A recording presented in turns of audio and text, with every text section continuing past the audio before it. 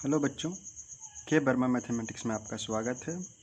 आज हम लोग एक्सरसाइज 8.1 का क्वेश्चंस बनाएंगे, लेकिन उससे पहले हमने जो कल देखा था, इससे पहले का जो वीडियो है उसमें हमने देखा कि sine theta is equal to perpendicular by hypotenuse, cos theta is equal to base by hypotenuse, tan theta is equal to perpendicular by base, cosec theta is equal to hypotenuse by perpendicular, sec theta is equal to hypotenuse by base, cot theta is equal to base by perpendicular. हमने इससे पहले वाला video में देखे थे। अब हम लोग चलते हैं क्वेश्चन बनाने के एक्सरसाइज पर। वहाँ जाने से पहले आपको ये वाला पूरे का पूरे जो टेबल है वो आपको ध्यान में रहना है, इसी से रिलेटेड आपका क्वेश्चन वहाँ पे बनेगा। तो चलो हम लोग क्वेश्चन पे जाते हैं। तो देखो बच्चों कि एक्सरसाइज 8.1 में फर्स्ट क्वेश्चन है कि इन ट्रायंगल ABC, ये कौन सी ट्रायंगल है? In triangle ABC right angle triangle. वो राइट एंगल ट्रायंगल कैसी है? एक राइट एंगल ट्रायंगल है एट B, ठीक है। वो राइट एंगल कहाँ पर है? B पर है। AB is equal to 24 centimetre, BC is equal to 7 centimetre. तो हम लोग निकालने बोला है डिटरमाइन साइन ए और कॉस, ये हम लोग को निकालने बोला है। साइन ए और कॉस ए का वैल्यू हम लोग को निकालने बोला है।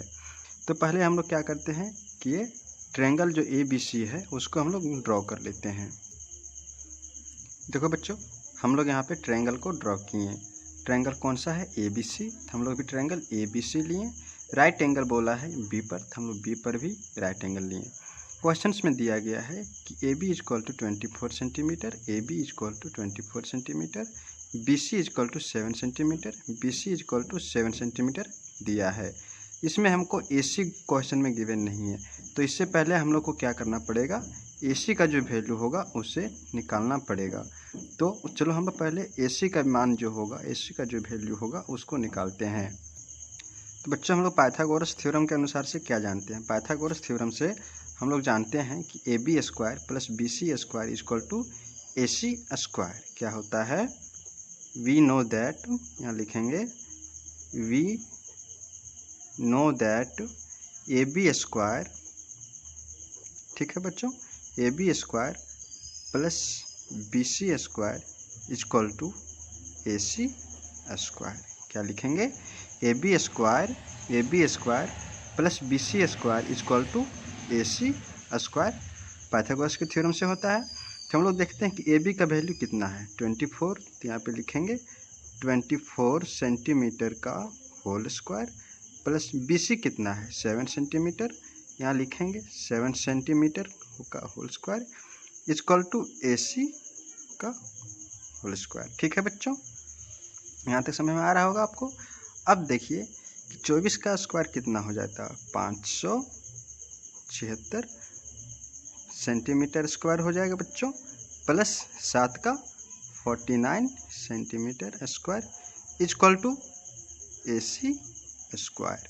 ठीक है तो बच्चों, अब देखो ये दोनों को जोड़ने के बाद कितना आ जा रहा है? आप देख रहे होंगे 625 centimetre square is equal to AC whole square. इसलिए AC कितना आ गया बच्चों? इसलिए AC कितना आ जाएगा? AC का वैल्यू क्या हो जाएगा? जब ये स्क्वायर है तो इसका जब रूट लगाएंगे तो कितना आ जाएगा? ये 625 कितना हो जाएगा? 25 सेंटीमीटर। मतलब क्या कि जो हमने यहाँ पे देखा था इससे पहले, जो यहाँ पे हमने देखा कि AC का जो वैल्यू है वो कितना आ गया? 25 सेंटीमीटर। ठीक है बच्चों, अब हम लोग क्वेश्चन के अकॉर्डिंग में देखते हैं कि हम लोग को क्वेश्चन में निकालने क्या बोला है? साइन ए और कॉस ए का वैल्यू निकालना है। तो यहाँ लिखेंगे अकॉर्डिंग टू क्वेश्चन। क्या लिखेंगे? According to question, according to question, according to question हम लोग को क्या निकालने दिया गया है? साइन ए का वैल्यू। ठीक है, तो साइन ए क्या होता है? Sine A perpendicular by hypotenuse होता है, लेकिन यहाँ पे दिया गया है कि कौन से एंगल को कंसीडर किया है? ये एंगल को कंसीडर किया है। वो ए कहाँ पर है बच्चों? यहाँ से देखो मैं आपको फिगर दिखा रहा हूँ, यहाँ ये है, ये हो गया मेरा।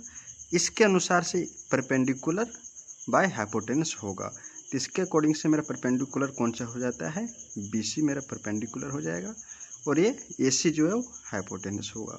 ठीक है बच्चों, तो यहाँ पे लिखेंगे sine AM is equal to, इसके अनुसार से परपेंडिकुलर कौन सा होगा, BC by divide by AC।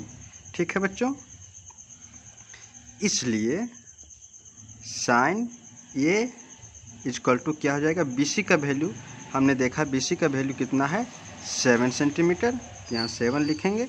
और AC इक्वल टू कितना आ गया मेरा, अभी तुरंत हमने यहाँ पे निकाला, AC equal to 25 centimetre, divide करेंगे 25 सेंटीमीटर, और यही क्या हो जाएगा, साइन A का मान हो जाएगा, यही साइन A का वैल्यू होगा बच्चों।